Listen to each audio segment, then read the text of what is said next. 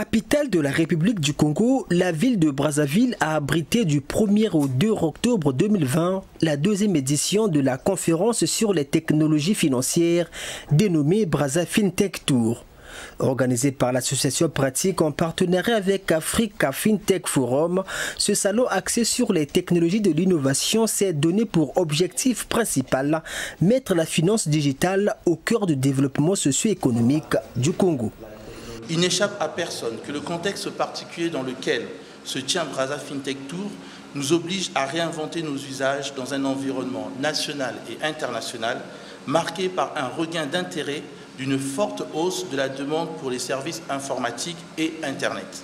D'ores et déjà, nous constatons que ce tapis grandissant, qui n'épargne pas les établissements de crédit, les professionnels de banque, pour des solutions de plus en plus numériques, suscite un plus grand élan vers la qualité, la confiance dans l'univers de la banque et des finances. Que la technologie financière joue un rôle du premier plan dans le système économique national, cela relève d'une question transversale mettant en exergue tous les acteurs du développement.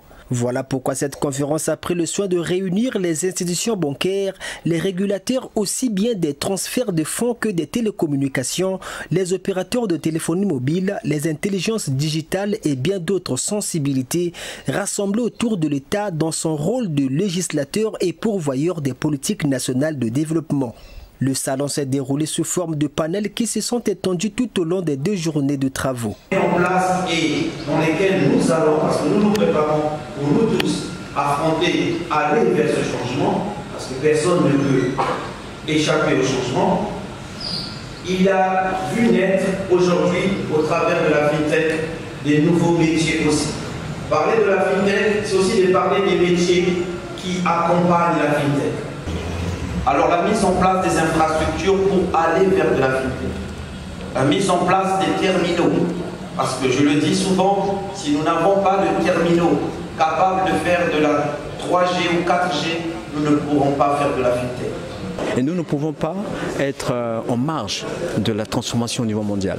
C'est un phénomène mondial, donc c'est pour cela que mon cri d'alarme, c'était de demander à la fois qu'on crée une réelle infrastructure au niveau du Congo pour qu'ensemble nous puissions soutenir l'évolution des finances et de la technologie au niveau du Congo pour ne pas être en marge de l'évolution normale au niveau mondial.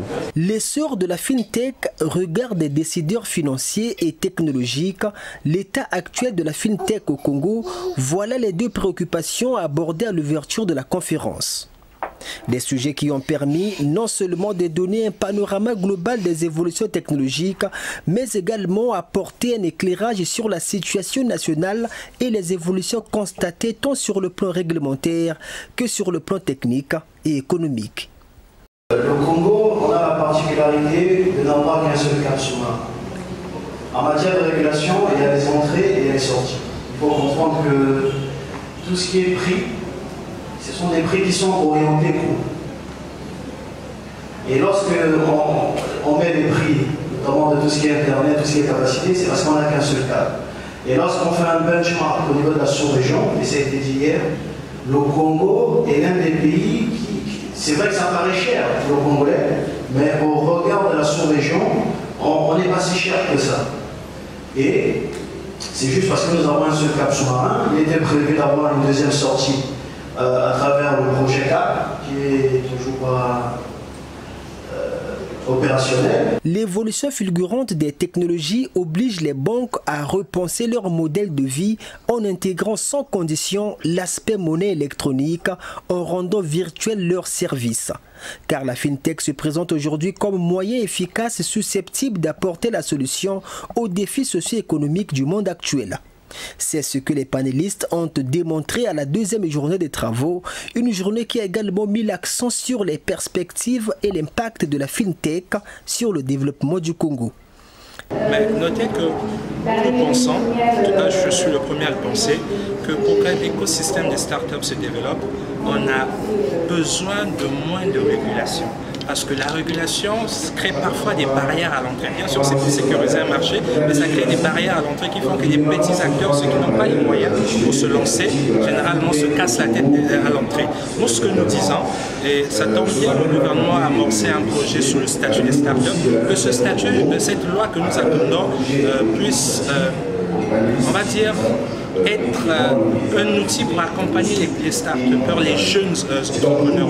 Parce que quand on crée une entreprise au Congo, dès le premier jour, les impôts vous tombent dessus, toute la fiscalité vous tombe dessus, tous les services passent vers vous pour toquer à la porte. Ça n'aide pas au développement de start-up. C'est ça, on parle de réglementer effectivement l'environnement des fintech, ce qui n'est pas pour le moment le cas. On parle d'abord de l'environnement des start-up parce qu'à la base, les sociétés de fintech sont des start-up étymologiquement, et donc il faudrait, selon le modèle de ce qui est fait en Afrique de l'Ouest, au Sénégal en particulier, mettre en place un véhicule pour pouvoir encourager ces jeunes entrepreneurs-là à exercer ici au Congo, et c'est pas toujours évident.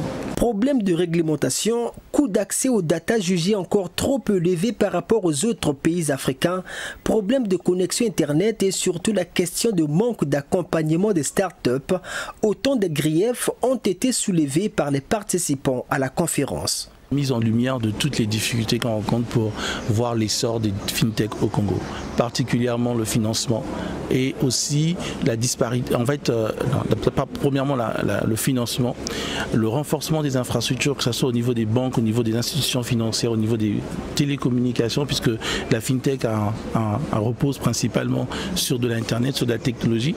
La formation, on s'est rendu compte que beaucoup de gens ont des compétences mais pas encore suffisantes pour pouvoir offrir des services technologiques pour le monde de la finance. Et aussi, on a touché du doigt les problèmes du monde financier, notamment problèmes de financement. Eux aussi, ils en ont. On s'est rendu compte qu'il y a aussi des problèmes liés à leur système de gestion de la banque. Mais aussi, ce qu'il faut retenir, c'est aussi les opportunités qu'offre la FinTech pour créer une vraie économie, un développement économique dans notre pays. Face à ces difficultés épinglées, tous les acteurs ont exprimé leur volonté d'aller de l'avant en se donnant plus de moyens nécessaires. Les coûts sont exorbitants certes, mais cela vaut la peine à tous les niveaux et l'État se doit donc d'assurer un environnement propice pour permettre l'implémentation des nouveaux systèmes économiques. Fini donc la deuxième édition, le rendez-vous est pris pour les 1er et 2 octobre 2021 pour la 3e conférence.